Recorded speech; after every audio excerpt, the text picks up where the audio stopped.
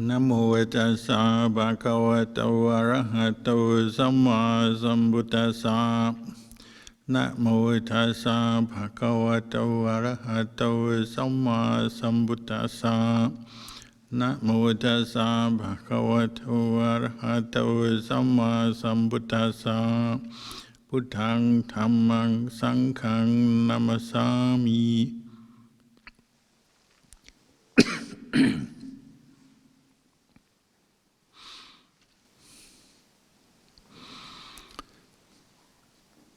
Blessings.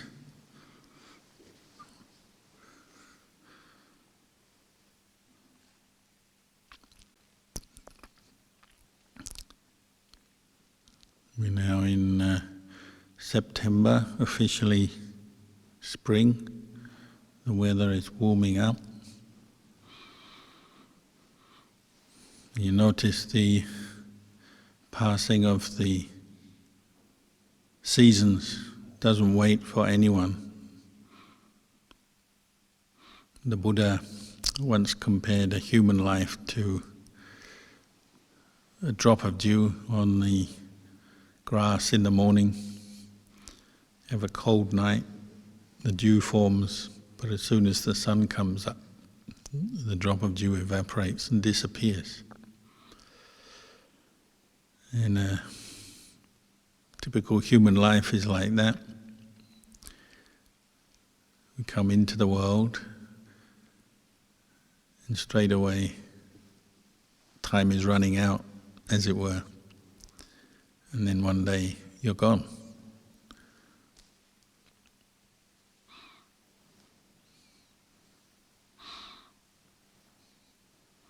And the Buddha, with his skill, with his own mind, his deep states of samadhi and his deep insight, could remember his past lives. So not only does this life whiz by, rush by like a drop of dew evaporating in the morning sun, but life after life it's the same. And that's the nature of samsara. We call the endless round of birth and death. One life after another. Always the same characteristic of impermanence. Whether you're male, female, human, animal, rich, poor, happy, sad, the one constant thing is that we face birth, aging, sickness and death over and over again. So for the Buddha, recollecting that, he was looking for a way out of this endless cycle, a way off the treadmill of life, because otherwise we're just bound to endless cycle of birth and death. No change in that sense.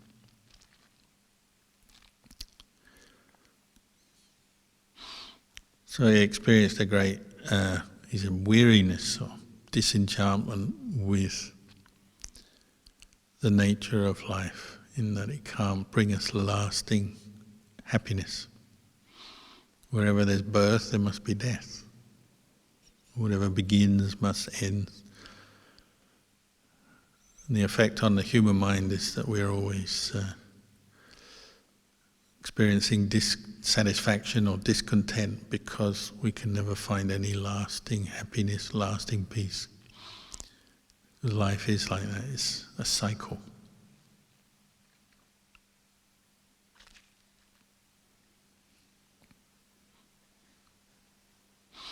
A few years ago, I went to see a monk, Lumpur Seng, who is considered to be an arahant, fully awakened being. He was one of the last living disciples of Venerable Ajahn Mun, one of the teachers of Ajahn Chah. Lumpur Seng was almost 100 years old. He was 100 years old, I think. And he was suffering from old age, as you would expect. His memory was going, whether it was dementia, Alzheimer's. You'd have periods where he was lucid and could talk quite normally, and then periods where he became forgetful. But when we went to pay respects to him and have a chat, he was able to talk. But the first thing he said was, he's tired. Lived in the world for 100 years, so you would be tired. Especially for someone who is mindful and reflective. You've seen the same old things going on over and over again. The suffering of life, suffering of other people, and the impermanent, changing or transient nature of things. It leads to you feeling tired or weary because you know there's no real lasting happiness in the world.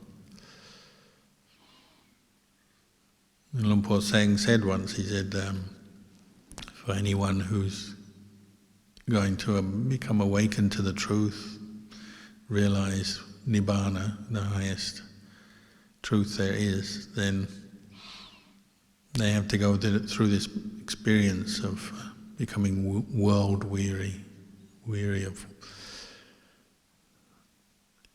human existence because it's bound up with birth, aging, sickness and death. It's unsatisfactory. It cannot bring us lasting or permanent happiness. So the mind that sees that with clarity, with mindfulness, with wisdom, cannot help but to kind of withdraw from attachment to the world and the excitement and the enchantment with the world. Whether it's the Buddha or the awakened disciples of the Buddha in the time of the Buddha, or right up to the present era. This is the experience that people have, the experience of awakening, so realizing the limitations of life in the world. It doesn't change whether you're rich or poor, know a lot, don't know much at all. It doesn't matter really where you live, who you are, because we're all bound up with the same cycle of birth and death, impermanence. We try to get out of it by building our world the best we can, using wealth. We create wealth, money, we use technology, try to have a comfortable, convenient life according to what we want, the best we can. But in the end we're still bound by the transient nature of existence. But the enlightened ones, they've seen that. They've seen through that, so their mind is like tired of all this chasing after different kinds of pleasure and happiness that cannot last. We say the mind that becomes still is the highest happiness, as we just chanted. In the conditioned mind, when you see through the conditioning nature of the mind, the arising and passing away of moods and attachments, the mind goes still, and that stilling is the highest, greatest happiness. That's the stilling of the mind, meaning stilling of craving and attachment, as opposed to just the stilling of the body, the physical world. It's the stilling of the movements of the mind caused by desire and attachment that lead us to make karma all the time. Making karma is tiring. You keep having to do something, good and bad. Sometimes when we're caught into our own ignorance and mistaken views, we make bad karma. It brings one set of results. Sometimes we make good karma. Following the path is the best kind of karma, because it's the karma for the ending of karma.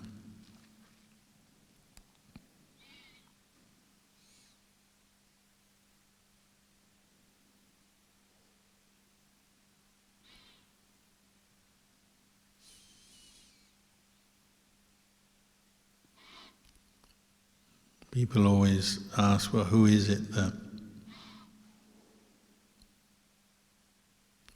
ends karma? Who does the practice?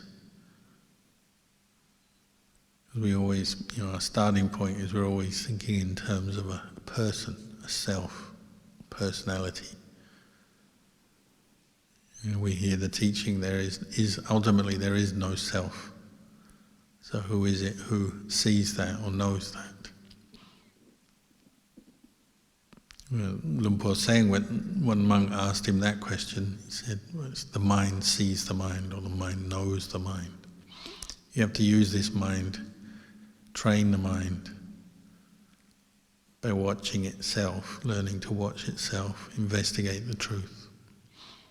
But in the end that leads to liberation from attachment to the mind or to the sense of self that forms in our mind. So you don't have to get rid of the mind or the body, but you do have to know it as not self. And that's what the purpose of the Buddhist path is. It's a training to bring you to that point.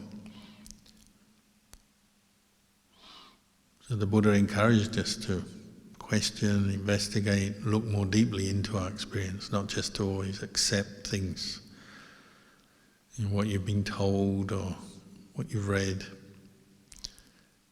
The knowledge we gain from others can help us, of course, but we also have to investigate for ourselves, look into our own mind, our own experience. What we tend to do is just believe things, take on views and opinions about the world and what we think is right or wrong, good and bad, which actually shuts down the investigation. Brings it to a conclusion, but not a conclusion from knowing the way things are. It's more just stopping the process of investigation. So you believe something. So sometimes we say, oh, I believe, say with karma, we say, oh, I believe it's all destiny, or it had to happen, the things that come up, rather than taking responsibility for our previous actions. We say, oh, it had to be that way. It's just my destiny, or it's the gods, God or gods, or fate, or luck, good luck, bad luck. But the Buddha encouraged us to investigate, to look where may be the most important thing here, what we've done, what we've said, what we've done, what we've thought. Brings results every day. Wholesome intentions, wholesome actions lead to good results. Unwholesome intention, unwholesome speech, action, unwholesome thought leads to suffering. So the Buddha encouraged us to question like this, rather than just always trying to sort of build the world up and make it as comfortable as we can, sort of hedging our bets, hoping that everything will just stay comfortable and manageable and controllable. So go back to the source of what our problems are and go look at karma, where you're maybe making errors, attaching to, with this sense of self, attaching to pleasure as me, mine, pushing away pain, that's me, mine, my pain, so I want to get rid of it. But not seeing deeper than that. This is why he gave us the Eightfold Path, to investigate more deeply.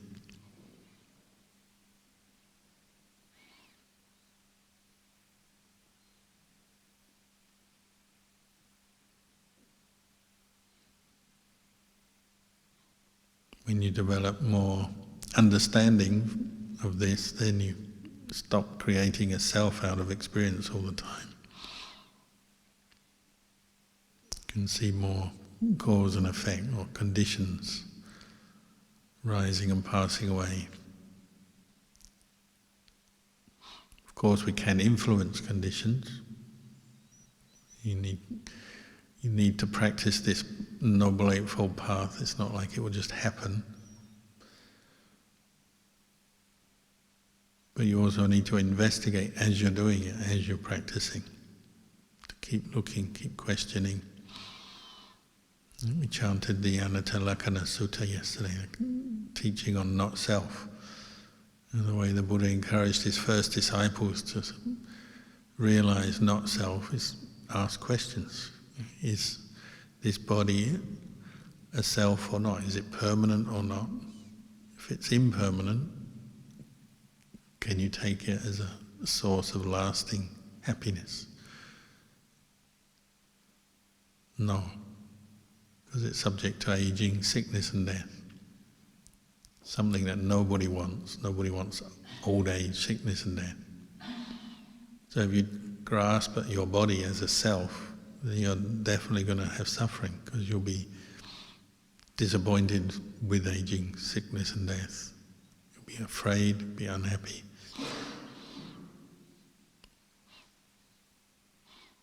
Luang Por saying, when we talked about his health, 100 years old, he said, "Oh, if I die tomorrow, it doesn't matter."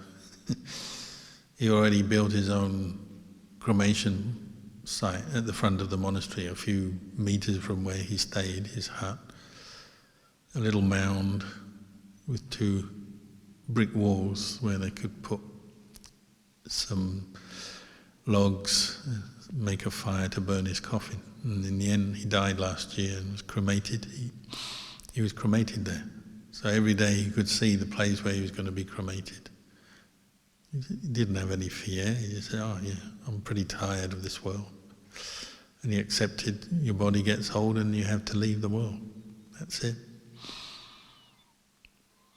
But the unenlightened mind is not like that. The unenlightened mind doesn't want to face aging, sickness and death, even though it's reality. So we're constantly trying to beautify the world and make everything comfortable as we can, get as much wealth, power, fame and fortune as we can, hoping somehow that it will keep us away from the inevitable.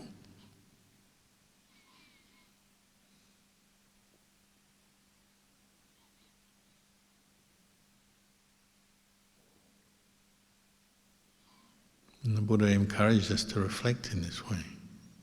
This body, is it permanent? Is it satisfactory, a real source of happiness? Or is it dukkha? Is it a self, or is it not self? We go on with feelings, vedana, painful, pleasurable, neither painful nor pleasurable, perceptions, the way we remember stuff, thought formations, the way we think, sense consciousness. You question this. Am I my thoughts, my views, my opinions, or not? Is this a self?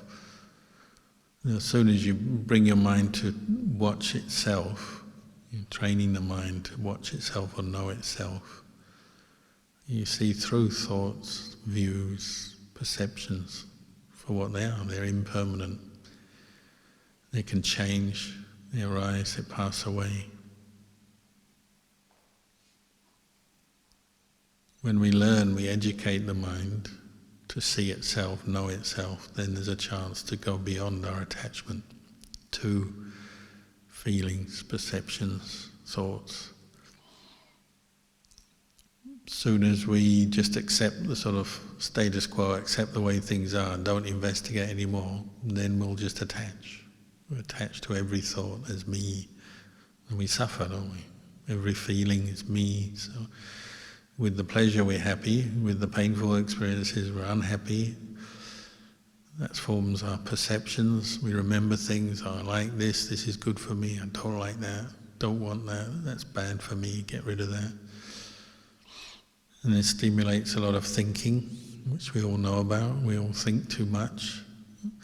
When you're stressed, what is it? You're just basically extending, continuing on a painful feeling by remembering it, forming a perception of this is bad, I don't like this, I don't want this, why me, why my life, why do I have to have all this suffering? And we just keep thinking about it, and suffer endlessly because we attach to those thoughts and that feeling, that perception as self. And the Buddha encouraged his disciples not to do that, not just to close down and accept things, but to investigate, to look, is it really a self? Even when you're feeling suffering or stress, pain, is it a self or is it a condition that arises and passes away? We don't have to grasp everything as self. We can know things, but then let go.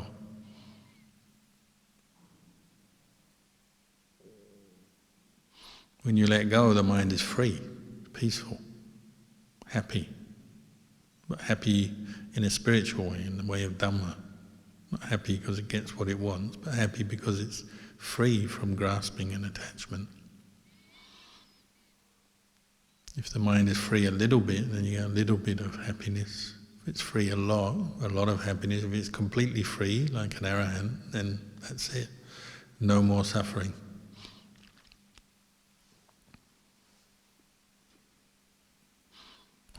So if there's no more suffering, what's left to do?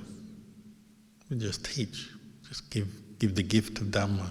That's what arahants do. Out of compassion and wisdom, they share what they know, the path and the fruit, with others.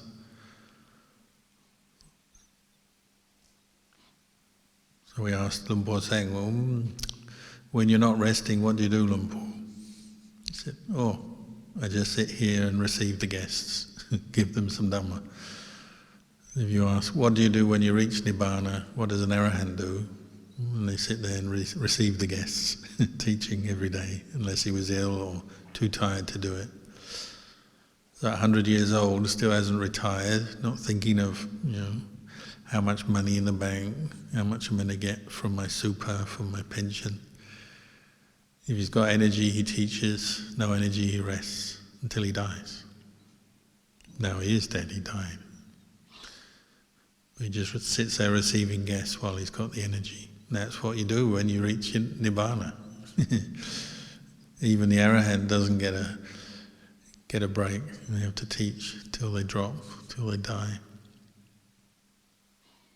But just sharing the path out of compassion.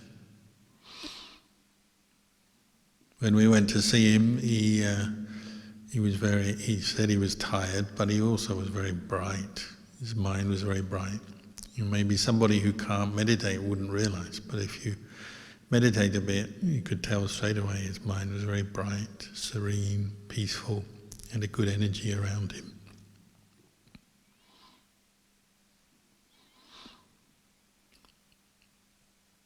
Not long after we saw him, some journalists wanted to prove whether he was an arahant or not. They heard about him, they went to see him. But they went with a not very good intention. They wanted to prove that he was a fake monk, not really enlightened. Which caused a big uproar, because Luang Por Seng had a lot of disciples and followers who were a bit upset that people went with the wrong intention to see him. In the end, those journalists just damaged their own reputation. They went trying to find fault with the monk, and they damaged their own reputation. Everyone looked down at them for trying to find fault with an arahant. But then they asked Luang Por Seng, they said, these journalists came, they're trying to criticize you, find fault with you. What do you think? He said, well, that's their karma. I've got nothing against them. I'm fine with them. He didn't have any anger, no grudge. Even though they tried to make some news by criticizing him. In the end, everyone just ignored the journalists and carried on following Luang Por Seng just as before. Because he was an arahant. He'd been an arahant for a long time, they say. He had lived with Luang Por Man right back in the 1940s, been a monk then. Practiced for so many years. But in the end, the arahant, all they can give is Dhamma. Teach people, give them blessing, give them metta, give them wisdom. And the greatest gift is the gift of Dhamma. Anyone can give Dhamma if they're willing to share knowledge from the Buddha, knowledge how to end suffering.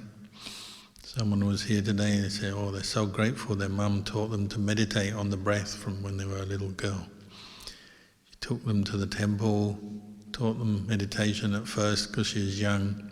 She wasn't so enthusiastic, but because it was her mum, she followed her mum and learned how to practice mindfulness of breathing.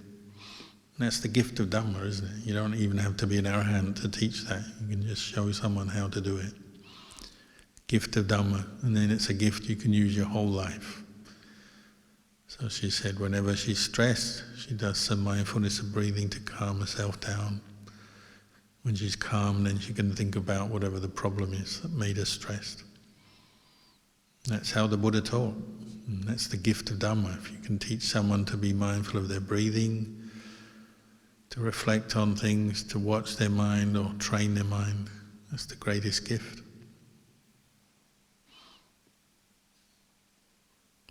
Food is essential to eat, to survive, for the body. But you eat many meals in your life. They don't last that long. If you learn some Dhamma, or realize some Dhamma, that lasts a whole lifetime.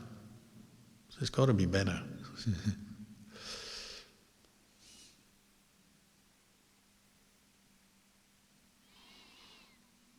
So maybe I'll leave you with these reflections tonight and can end there.